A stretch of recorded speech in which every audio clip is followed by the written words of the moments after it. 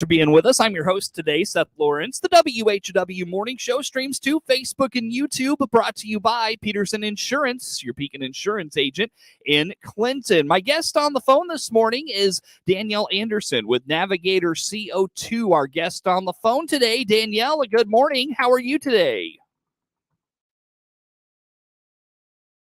Well, let me pull her up. We'll try this one more time. Danielle, are you with us? I am. Sorry about that. How you doing this morning? I'm doing well. How are you? Doing good. Thanks for asking, and thanks for making time for us to tell us about the CO2 carbon capture in DeWitt County. Danielle, I know this is a process that's been ongoing for Navigator for quite a while. Just give us some of the basics about what folks in DeWitt County need to know about not only Navigator, but what you're hoping to do in DeWitt County. How about some of those things to get us started? Yes, absolutely. So we are a midstream infrastructure company. So we've been tasked by over 30 ethanol producers to build this carbon management platform. So what we'll do is we will install capture equipment at their facilities of these ethanol plants where they're currently venting their CO2 into the atmosphere. So we'll capture that CO2, we'll compress it, and we'll put it into the system in a liquid form. So then that's the easiest and safest mode of transportation. And so we'll take that CO2 and then we'll have one thing about a project that's unique is we'll have utilization and the deep permanent storage part of it. So just like ethanol plants, the dry distiller's grains used to be a co-product at the ethanol plants, and now it's a valuable co-product, not a byproduct. Same with CO2, we see that, we want these ethanol producers to have the optionality that to go into the utilization market. So we'll have, utilization terminals set along, along the pipeline so that we'll really solve the supply chain issues that we've seen in the past with CO2.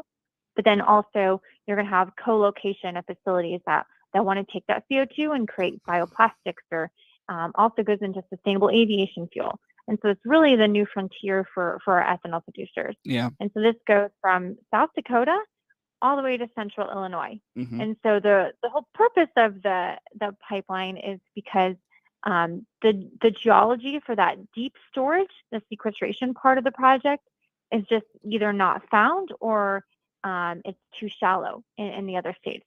That's why we come to Central Illinois, where it's been proven and the geology is what we're looking for. It's 6,000 plus feet underground. And so that's why we're coming to Central Illinois and Christian and Montgomery counties. But then for phase 2, specifically in DeWitt County, the geology in your county is exceptional. So we're looking in the Mount Simon Reservoir, and that's where we will have injection wells. We're looking to have injection wells to take that CO2 that is not on the utilization part that will go to the deep storage, and it'll be permanent. So it'll go down into a sandstone, which is a porous rock. So it essentially absorbs that CO2, and it's also in a saline aquifer, which is 8 times saltier than the ocean. So a lot of it dissolves into the saline solution. And then over time, the rest of the CO2 mineralizes and becomes a mineral and becomes part of the rock formation down there. Interesting. Now, so there's not actual like canisters that you'll be installing in the ground. It's just a kind of a straight deposit into the earth then. Yes, absolutely. So when you think of like your drinking water, that's around 1 to 300 feet ish. That's where you get your drinking water. So we're going 6,000 feet, so over a mile underground. And you have oil and gas that have been drilled pretty deep, but we're going to be 6,000 plus feet. And so like I said, once it's in there, it can't come out. And so on top of that that formation that we're going into, there's also the Eau Claire Shale, which is about a 500-foot impermeable rock that'll also act as another permanent seal. And then as you go up, there's multiple layers of shale and other rock formations as well before you ever get near the surface and near any kind of drinking water. When it comes to, Danielle, the storage of liquid carbon dioxide, obviously carbon dioxide can be very detrimental, if you will, and particularly if it's maybe ignited for whatever reason. How about the safety of this practice? How about that? Right. So carbon dioxide, its properties, it is odorless, it's colorless, and it's non-flammable. So when you're thinking of, CO2, it's natural. We interact with it every day. We breathe it out, and it's part of, what we interact with on a daily basis. But what we're doing is we're going to compress it and put it in the system, right? Because currently, when you have utilization, it's being trucked on the road next to you. Or if you're at a brewery, there's compressed CO2 there. But we're trying to take the safest mode of transportation, which is pipeline. So take those high pressure CO2 trucks off the road and then put it in a pipeline system where we can mitigate any kind of risk. And so when you're looking at the other safety measures, when you have CO2, it does displace oxygen at high concentration. So what we look at is the duration of time exposed in that high concentration level. And so while it immediately disperses, back into the atmosphere, once it's exposed, what we do is we take the safety very, that is our, main concern is, how much we look at every part of the line, exposure would there be? And so what we're doing is we're having more and closer valve spacing to isolate that CO2 if there were ever an issue. That's the whole purpose of safety. You're going down all the rabbit holes and making sure that, at any point, if a worst case scenario were to happen, what would that look like? Mm-hmm. And so there are modeling that you do with that. There's different safety measures. There's when you wear a seatbelt, I think I mentioned this before to people, when you're in a vehicle and you're driving, safety is not just your seatbelt. There's lots of things that go into that. It's, your speed, that you're going, your awareness level. And same with a system like ours. It's not just setbacks. It's going to be, what are your valve locations? How thick is your wall piping? What other things you're putting on the line to mitigate risk? And so we're doing fiber optics that sense the slightest vibrations, temperature changes, and things like that. Or if someone was excavating on top, we'd be able to check on the line and make sure it's safe because we'd have this precise XY coordinates. So lots of safety measures that we're putting into the system that are above and beyond the federal regulation.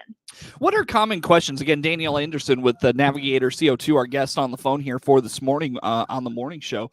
What are common questions you get from maybe the public about this process, or your potential land owners where you'll be leasing their ground? What are questions that people come to you with most commonly about this? I think most people are wondering, why is this needed?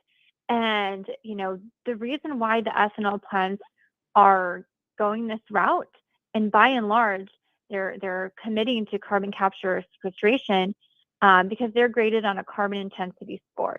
So in order for them to compete, they are graded on that CI, that carbon intensity score, when they sell their ethanol into different markets, whether that's, our largest domestic market, which is California, or our largest export market, which is Canada.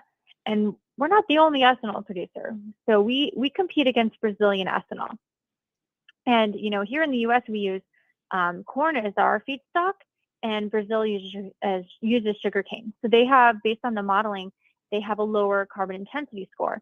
So we're getting just pushed out of these markets that has historically been markets that we've gone into. And so it's getting harder and harder for U.S. ethanol to compete and have a market for their ethanol and the corn market essentially as well. And so this is by and large why they're doing it. So if you look at Iowa, our largest producing ethanol state, over 86% of all the gallons produced in that state have already committed to a carbon capture project like ours. And then if you look in like South Dakota, 97% of all the gallons produced in that state have already committed to carbon capture. So it is and here in Illinois, it's, well over 50%. We're hitting close to 70% have already committed to carbon capture and sequestration. Mm-hmm. And that just speaks volumes to the industry and how this, carbon world we live in, that market is really dictating, what decisions our ethanol producers have to make. And so not only are we looking for, transportation, vehicle transportation, but we're also, this opens up a whole new market for our ethanol folks. in our rural processors. If ethanol is in rural communities where you have a large corn basis.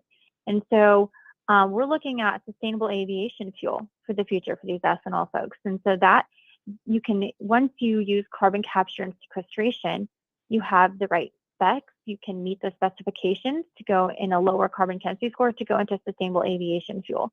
And that's a 1 billion gallon market, billions of gallons that, so it really opens that horizon for the future of our ethanol producers. Do we ever run out of space to put this liquid carbon dioxide?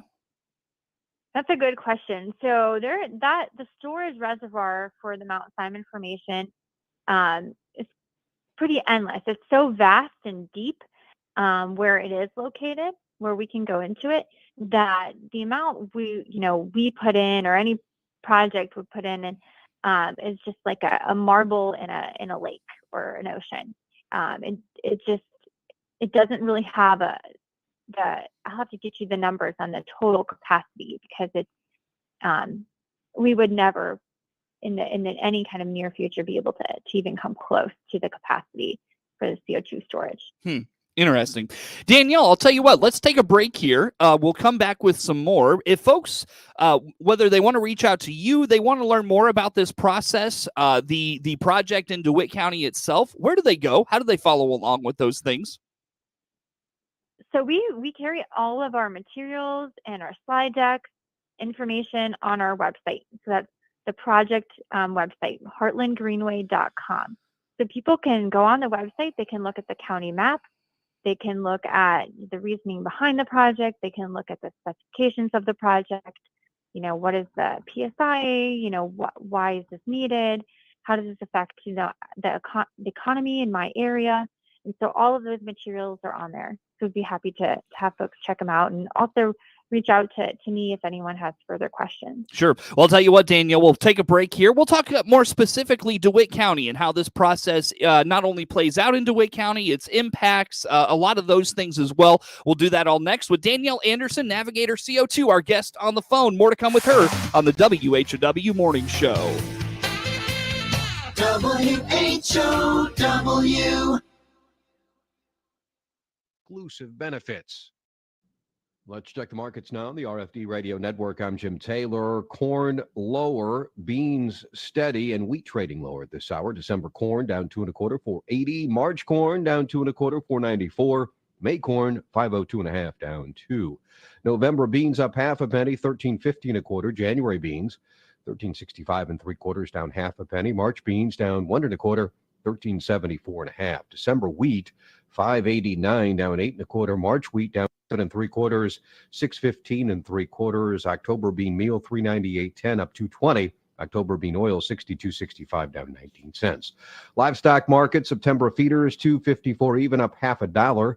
October live cattle $184.40, up $1.25. October lean hogs $82.90, down $1.07. Energy market, October crude oil $89.93, up $1.41. Jim Taylor, RFD Radio Network. At Central Illinois Outdoors with me, Jared White, we want you to be a part of the program as well via the Archer's Alley Catch of the Week. Each week, we'll select one of your pictures submitted at centralillinoisoutdoors.com and invite you to tell your story of the great outdoors. We're looking for your kid's first catch or even your first big buck. There's a simple, easy form you can fill out on your phone or computer at centralillinoisoutdoors.com. Send us your story, send us your pic. centralillinoisoutdoors.com and the Catch of the Week, brought to you by Archer's Alley, North 22nd Street, Indicator. Your donations to Love It Once More Thrift Store in Clinton stay local to help local. This is Connie. Donate now and you'll receive a card good for 10% off your next purchase. So bring us a donation and help us help others. Look for us on Facebook, Instagram, or DeWittDailyNews.com. This is Ryan Utterback with Utterback Real Estate. Selling your house on your own can be overwhelming. Pricing, phone calls, showings, liability. Did I mention the paperwork and baking all those cookies for open houses? And that's why you're the other Ryan. For stress-free selling, click the Utterback Real Estate icon at DeWittDailyNews.com.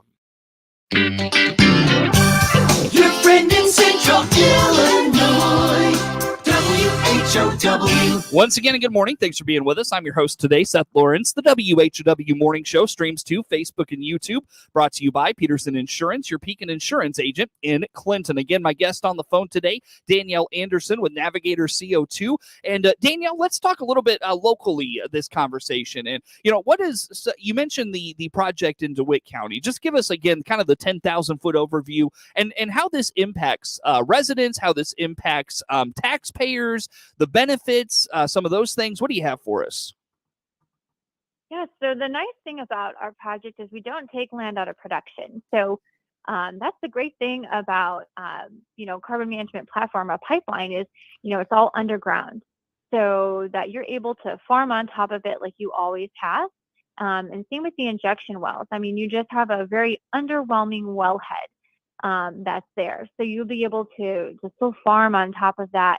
And what we're doing is essentially paying, when we're looking at the injection side and putting that CO2 underground over a mile underground, what we're doing is paying people for that pore space. So just how, much like how airplanes fly overhead, you own that space that, above you and then also below you too, to the core of the earth. And so we want to, we're going to be compensating people on the sequestration side and pipeline, but, specifically in your county, because of the sequestration, we do compensate for that pore space. So attaching value to an area where it's not a mineral you can take out. So we're, using that space and having another added value to, you're still getting your crops payments and things like that. This is just another value add resource for these landowners. Mm-hmm. And I will say for the county too, that's important for us because here in Illinois, unlike the other states that we go through, Illinois does not tax infrastructure, so it's not considered real property. So you don't have a property tax structure on pipelines and injection wells. And so we, to be a good neighbor, we do want to make communities whole. And, I'm local, I'm in Bloomington, Illinois. We have one of my coworkers lives in Clinton, Illinois. And so we're very much local. And so it's important to us that we, provide some kind of way that we can compensate these counties. And so what we've offered, DeWitt County specifically, since you're phase 2, we don't have the routing yet. We do have a project development agreement, which is basically a payment in lieu of taxes. So it allows us to provide funds to the county as if we were a tax. So you're looking at an injection well would be around $200,000 per year to the county. And so that would be for 30 years. Every year they'd get $200,000 while we're, if we're in operation. So that would provide the county those funds. And we don't stipulate how the county uses those funds. They can use them whatever is best for the community and the taxpayers in that area. Mm-hmm. For sure. Talk to me a little bit, Danielle, about the concerns you've heard from whether it's county board members or the public, when you're out and about at places, where you're visible and people can talk to you. What are they asking you about this project locally? What are some again, common questions about the localness of this project? Well, some people are very familiar with it because, your neighbor down in Decatur, Illinois, ADM has been doing this for over a decade. And so it's just doing that same process, but in your county. So ADM has been taking their CO2 emissions for the better half of 10 years and putting them over a mile underground for permanent storage as well. And so we're doing the same thing on a larger capacity with different ethanol plants that don't have the right geology. And so that's why we would come to DeWitt County to be able to take that CO2 and, store it over a mile underground. But some of the questions that I receive are, how it's, the environmental community, they're happy that CO2 is taken out. The ag community is happy that our ethanol plants are able to compete. But then, you have folks that, how does this all work with the aquifer and the class, so that's an important question is, you go through thousands of wells in your area already drilled through the Mahomet Aquifer, and that's a source of drinking water. And so people want to know, how is that protected in the process? And so the class 6, the wells are graded on a class. And so we are considered a class 6 injection well. And that is run by the U.S. EPA, the U.S. Environmental Protection Agency. And so the whole purpose of a Class 6 injection well is to protect drinking water. And so it's a very robust and stringent process to be able to to have a permit to construct an injection well. And so a lot goes into that. And like I said, that's the whole purpose, is to protect that drinking water. So each injection well will have 2 deep monitoring wells to make sure that CO2 would never move and migrate towards any drinking water resources, thousands of feet above it. Sure. We also have monitoring, we'll have monitoring wells, groundwater monitoring wells as well. So there's multiple redundancies to ensure that that a worst case scenario would never happen. So that is first and foremost with injection wells. That is the whole priority of an injection well, is to make sure that does not migrate into drinking water. And Sure. so that's one of the questions I get, is people want to be reassured that their drinking water, the Muhammad Aquifer, stays viable and doesn't ever have any kind of contamination in it that would be cleaned up at any point. For sure. Thanks for addressing that. Let's wrap up the conversation today, Danielle, with your reaction to last month. The DeWitt County Board put a ban on CO2 storage in DeWitt County. Your thoughts on that action from last month? Right. So we work with counties. That is a priority to us, that they know what's going on in the process at any stage of the process, that they have a direct contact who is local that they can reach out to and, to ask their questions. And I think what I was initially disappointed about is, we were trying to get information to the county board, and it just seemed like our requests were not initially honored. And so it is incumbent upon us to make sure that information is still pumped out. So we're not going to shut anyone out of the process. So if someone, like the decision in DeWitt County to prohibit injection wells, we're still going to get information out there to folks. We're not going to stop because of a decision like that. We want to make sure that the board is still empowered with information on how this all works, and that they can, even seek verification from third-party resources that don't necessarily, that don't have any tie with our company. And so I think that's important, as, hearing things from us, but it also is important to hear things from the scientific body who manages these, the Department of Energy. You have scientists all over the world who have taken all this research, and this has been, in operation for decades, and make sure that information is also heard, and not just the concerns. I think it's a mix of both. You want to take those concerns and then actually have the answers from the scientific community and the things that have the lessons learned in the past. Well, I would ask Danielle what's kind of next, but I unfortunately am out of time with you here for this morning. Let's get connected again, and we'll further discuss this. In the meantime, where do folks go to whether talk with you or keep up with the latest on this project? Where do they go? Who do they call? Yes, to go to heartlandgreenway.com. That's our website. We also are on social media, so you can follow all of our updated all our updates there as well. And all our contact information is on that website too. Very good. heartlandgreenway.com.